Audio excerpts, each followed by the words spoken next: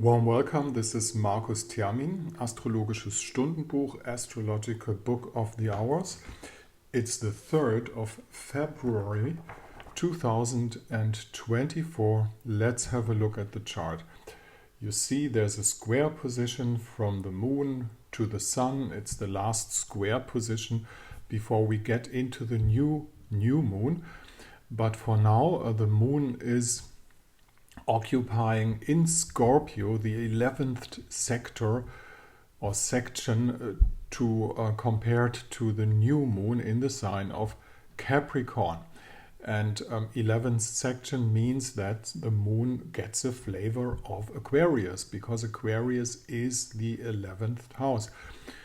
So there's a lot of Aquarius energy out there. And as you can see, 3 heavenly bodies are in the sign of Aquarius, which is Pluto. Of course, everybody knows he changed to Aquarius. Look at France, look at Italy, look at Ireland, the farmers in Europe.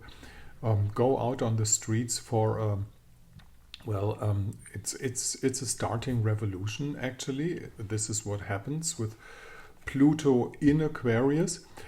And interesting enough, if anybody's listening out there in the States, we don't get any real news in Europe. Europe is parted. Like in Germany, we don't get any news from France. We don't get any news from Italy. Not any news from England, Great Britain.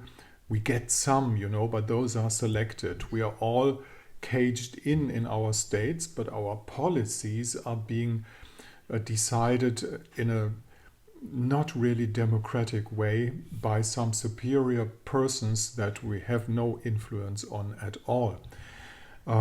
Just to give you an information about the political situation in Europe. Anyhow, coming back to the situation of the stars today, this is the square of the sun and the moon. We were talking about Aquarius, and Aquarius as a sign of society, revolution and freedom shows right from the start of the second entrance, there's going to be a third entrance, and a third and final entrance of Pluto to Aquarius shows its powers already. It's moving. On this chart, I want to put the focus. You might have noticed that 2 days ago, the European community decided to put money into weapon industry, a big amount of, which is, in my view, an absolutely fatal decision. But they are using this aspect. They are using this Earth aspect in between Jupiter and Mars and Venus. That's how the bad guys get through with usable aspects too. It's not only us that could use them, and if we don't use them, they use it. That's one of the messages I want to put out here.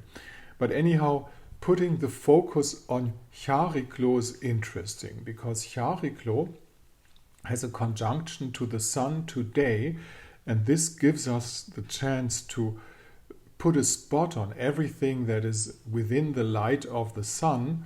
The sun puts a light on and shows us what's the meaning of that. And if you remember, Chariklo was discovered in 1979, and she gave us, with her discovery, a very, very interesting figure. This figure occurred as Chariklo was discovered, and that means there must be a very special meaning behind her. She's supposed to be the sister of Chiron. No, not the sister, the wife of Chiron. But it's always like that. If you have a hierarchy in mythology, this is always about the change in between matriarchy and patriarchy.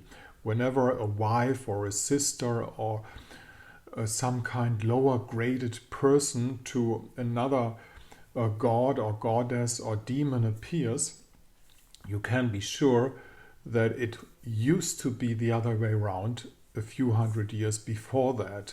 Mythology is just the telling of how those perspectives changed. So she's for sure not just Chiron's wife, she's something different. And if we look at the chart of today again, and we see how has the situation changed. Chariklo, she was discovered when she was in the sign of Leo. Let's have another look at her discovery chart, so you get a clear view about that. She was discovered in the sign of Leo, up here, but in nature, she's an Aquarius sun, and not only an Aquarius sun, she has a whole lot of planets in the sign of Aquarius. Also, the deliberating figure of Uranus being in conjunction to Jupiter and Neptune at the same time. Well, no, Neptune is still in Capricorn, but Jupiter. Chariklo has in her kind of discovery chart, which gets close to be a birth chart, she has a Jupiter-Uranus conjunction. There's a whole lot of energy in the sign of Aquarius, and that gives us the hope that Chariklo finally will be, at the end, the deliberation of womanhood in general perspective. Now, we are not completely on the way to see that, because what we see, like any kind of liberation of womanhood, is staged up to now. There's no real touching the ground up to now. And my hope is that we come to a big, big movement to throw away all those minor pseudo-deliberating facts that actually cage in something that is being kept in secret, and that means there's another magical power of womanhood to say it correct, that has not even been discovered yet.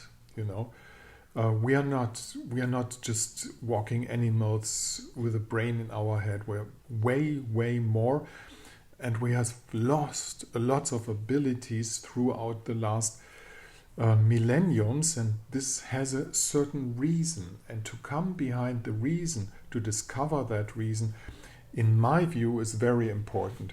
And Chariklo will help us for that. Why is astrology and why are those aspects so important to look at things like that? Because astrology actually is obviously an art that comes from Atlantis. It's the oldest science on Earth. And it's a science that is way beyond patriarchy and matriarchy, and gives us the chance to have a reflection on that. So have a nice day today, and maybe you think about liberation of womanhood in general, which is not feminism, which is not genderism, which is not any kind of staged thing that occurs like that, but there's way beyond an absolutely important thing that could lead the world out of slavery. Thank you for listening today. My name is Markus Termin. As I'm speaking, you might be interested in a personal consultation, which you can have. Up there, my email address will get you in touch with me, and down here at my blog site, you'll find the conditions for a consultation.